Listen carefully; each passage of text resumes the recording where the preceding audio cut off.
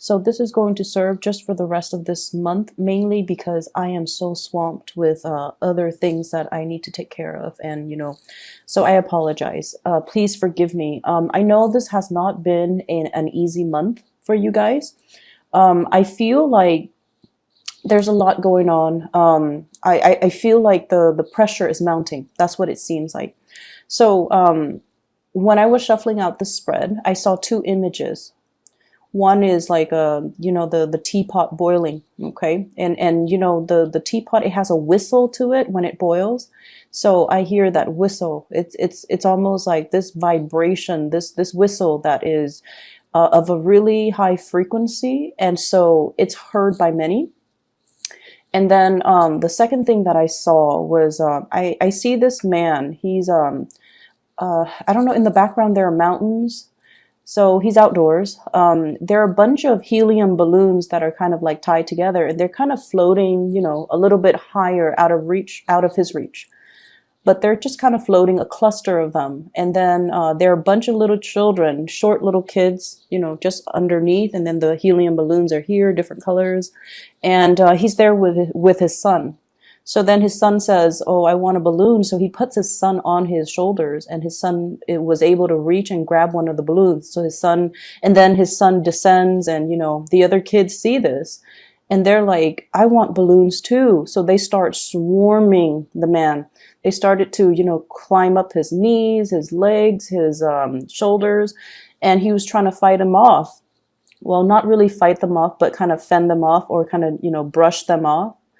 And then he feels bad. So then he puts each one of them on his neck so that they could reach a balloon, one after the other. And when I saw this, I was thinking, why doesn't he just grab the whole bundle of balloons, because they're tied together, and just distribute them one at a time? Why does he have to go through the trouble of placing every single child on his shoulders for them to get their own balloons? So it's a very interesting imagery. So anyways, the thing that really stuck out for me, and especially, corroborated in this spread here, is this idea of getting swarmed, okay? Getting swarmed, getting overwhelmed, feeling like everybody wants a piece of you, okay? But I feel, that concept, everyone wants a piece of me. It feels almost very physical, like very sexual, very physical, but at the same time, it can feel very, very overwhelming. Okay. It's almost like you're being pulled in many, many different directions. Everybody needs you. You need to sign this. You need to look over this. You need to come here. You need to take care of this for me. You need to get these things done. So I feel like no matter what capacity you're working in, everyone wants a piece of you. You're being commandeered to go in different directions. You're being called to show up at certain events. You are just pretty much in very, very high demands. And there's just a lot of responsibilities, I feel, imposed upon you. And I also feel like, you are a little bit of a bleeding heart, where people can do things on their own, but I feel almost like you want things to be done right. You want to come to other people's rescue, and you're not one to kind of ignore the call of distress or distress signals that other people are sending out. So I feel like there's this innate sense within you that you want to do things right and you want to help others. But I also feel like, based on the fact that, he doesn't just get a bunch of the balloons all together and distribute them. I feel like there is a smarter way to do things. And whatever your work process involves, maybe there is a way to streamline it. Okay, maybe there's a way to streamline it. Maybe there's a different way from what you're used to that will have a more streamlined results, it could be more effective. So I feel like look at the workflow, look at the processes, look at the procedures, look at the actual physical actions that you're doing, and figure out, maybe there's a different way to do things. Maybe it doesn't have to be, putting every single child on my shoulders so they can grab their own balloons. Maybe I can be the one in charge and distribute. Okay. So the energy of taking command of a situation is coming in really very strongly. And what you have here is the Emperor. This is the voice of authority, the person that is kind of like the pillar of stability and strength in a situation. And he makes decisions not from a heart, not from the heart space, or he can't be emotionally swayed. This is somebody who exhibits the energy of, you know, a person in power, a person that is highly regarded, well respected, looked up upon.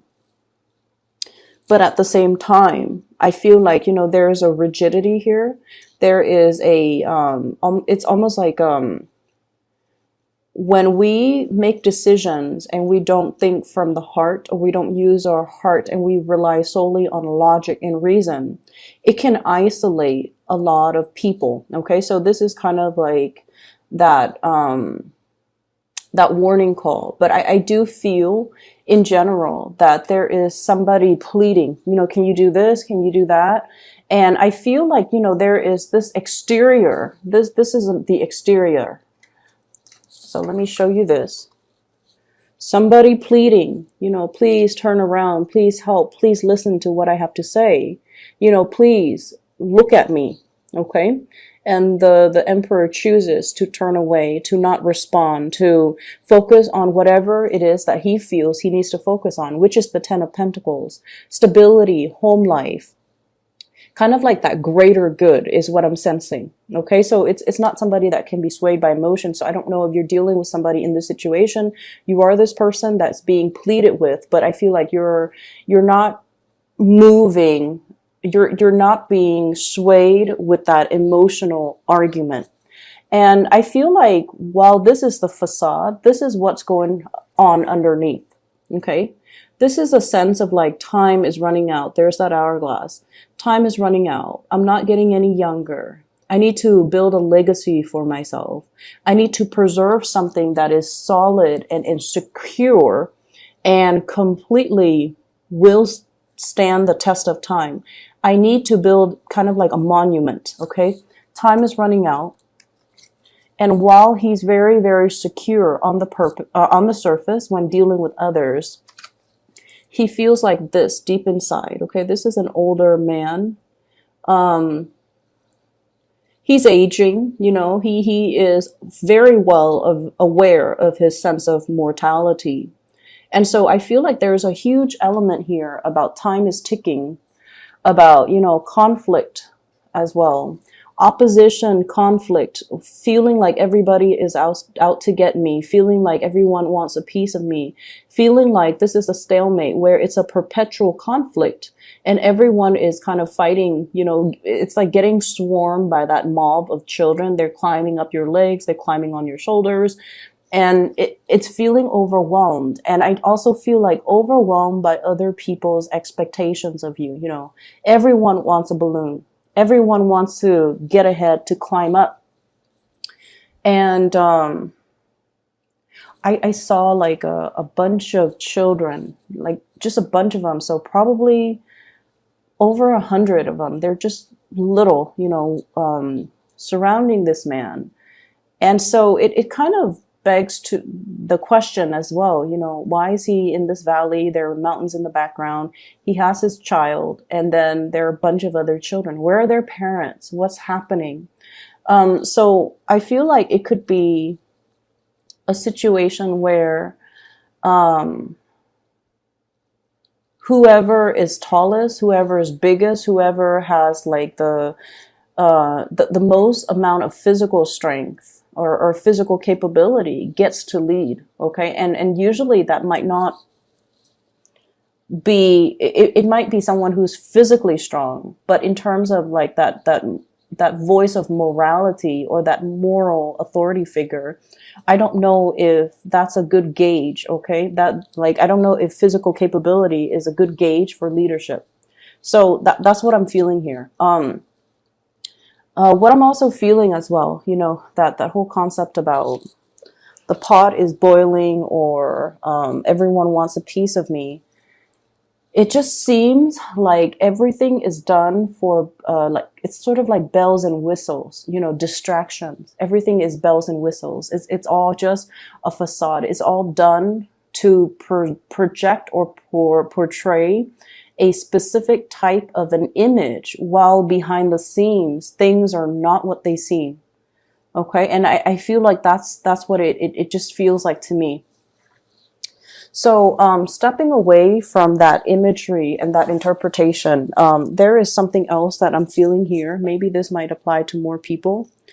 Um, I'm feeling here about, you know, wanting to protect their families. Okay. This is a father figure here, King of Wands, looking at the Four of Wands, his wife, his family, his children. He is keeping watch.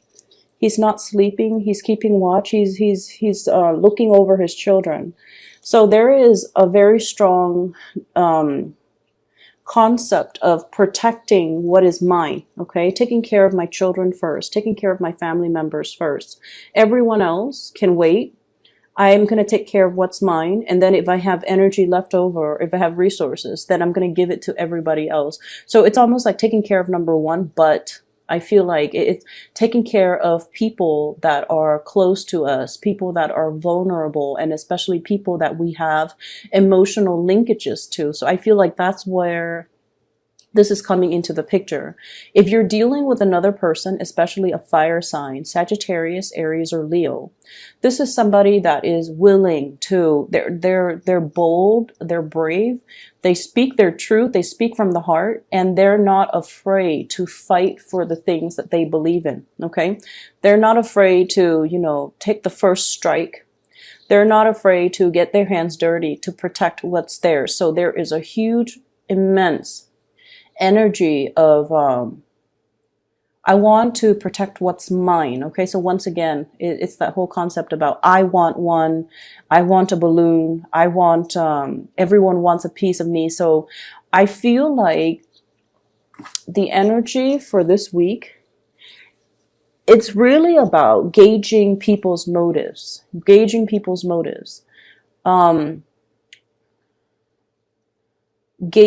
what's really driving another actor to behave a certain way, gauging what's really driving a person to take a specific stance. And especially, I almost feel this concept, it's like, you know, when we're faced with an ally, the most dangerous or the most cutthroat allies might be the ones that don't have a lot to lose. So I feel like this reading is a little bit complicated, okay? And there are a lot of ideas kind of thrown about here. There's ideas about generosity and selfishness.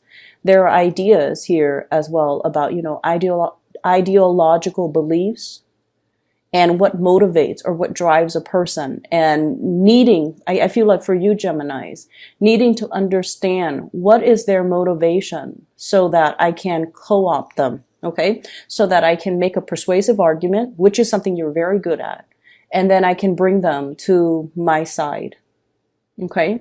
And then the third message here is definitely about this concept of aging, realizing our mortality, realizing that time is running out, realizing as well that it's a situation, and especially if you've been in a conflictual situation with another person, it's almost like somebody wanting to go to come back into the fold, somebody wanting to make amends, somebody possibly begging and pleading for forgiveness, or even for like, hey, come back in.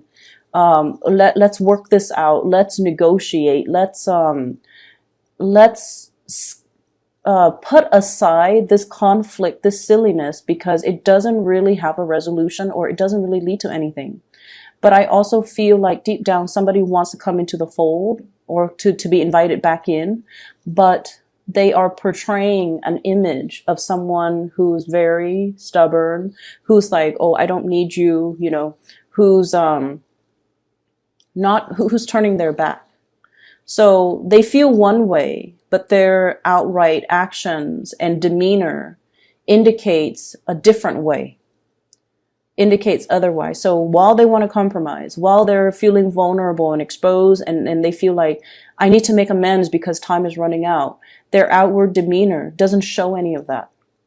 And so it's a very bipolar type of a reading, honestly, because I feel like there are a lot of ideas and concepts that are working kind of like in opposition to one another. And so I just feel like, you're being torn in different directions. You have a lot of demands that are imposed upon you. You're dealing with people who might be very, very self-serving as well, and they all want a piece of you. And you're just like, tell me something I don't know, don't talk about your experiences personally. Talk to me about these greater, bigger themes, how these actions are going to benefit, everybody as a whole. So I feel like you're looking for bigger, broader concepts. You're looking to, with this Emperor energy, it's almost like he makes decisions for the greater good. He cannot be swayed by individual sob stories. Okay, he makes decision from a place where he feels like it's for the greater good.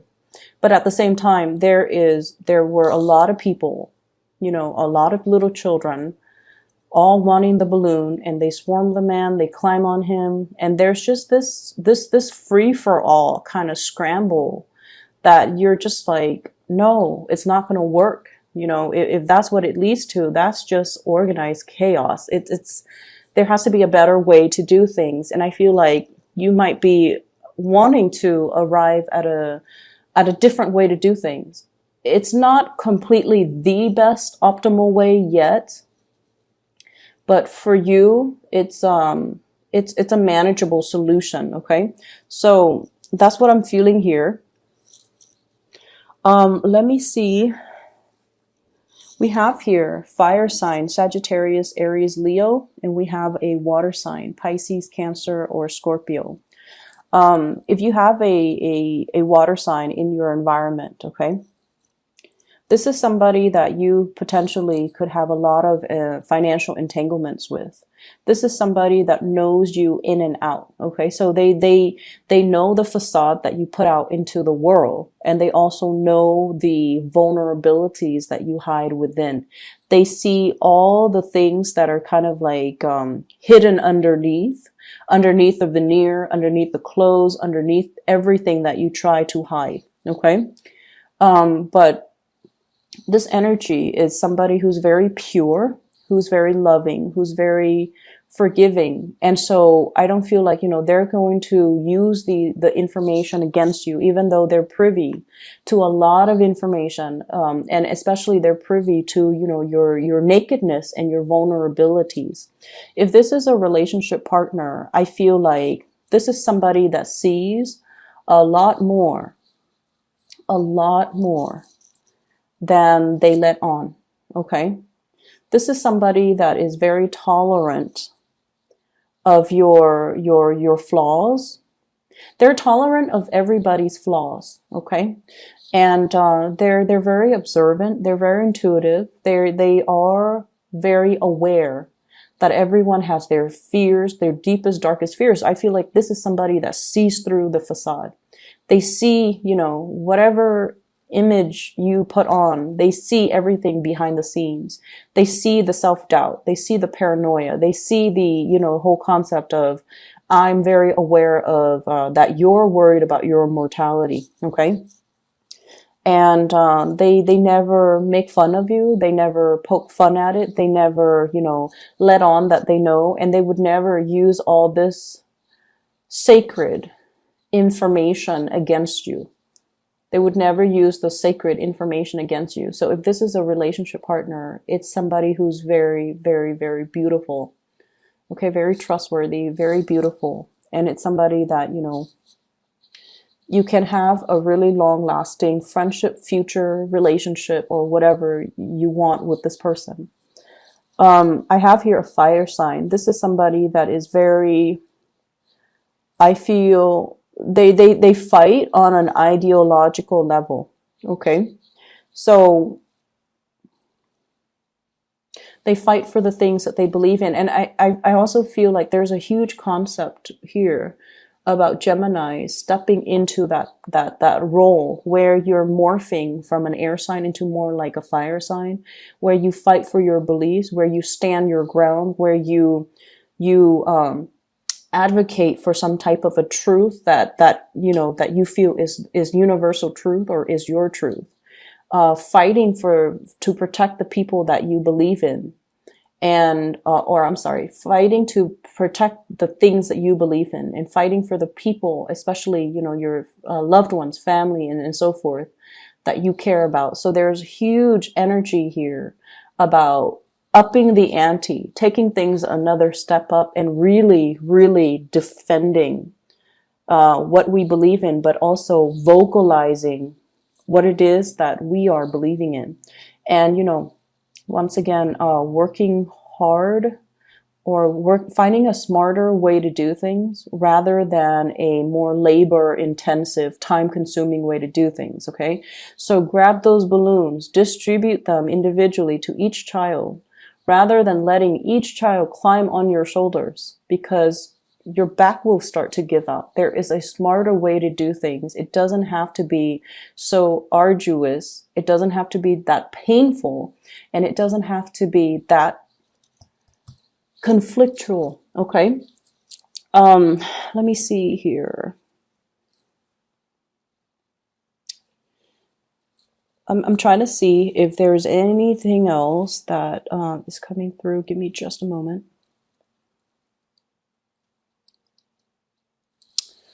I'm seeing like this white banner. It's a cloth banner, and it's kind of like flapping in the winds. You know how when there's like a military engagement, right? Like a military, like a battle, a war or battle, and people, you know, raise that white flag as a sign of submission. We don't want to fight anymore. We forfeit. It looks like that, but then the banner is a lot longer. It's like this white banner just flapping in the wind. And what I feel is, it's almost like this Five of Swords energy. You know, the Five of Swords. It's like victory at what cause? Okay, like at what cost? Victory at what cost?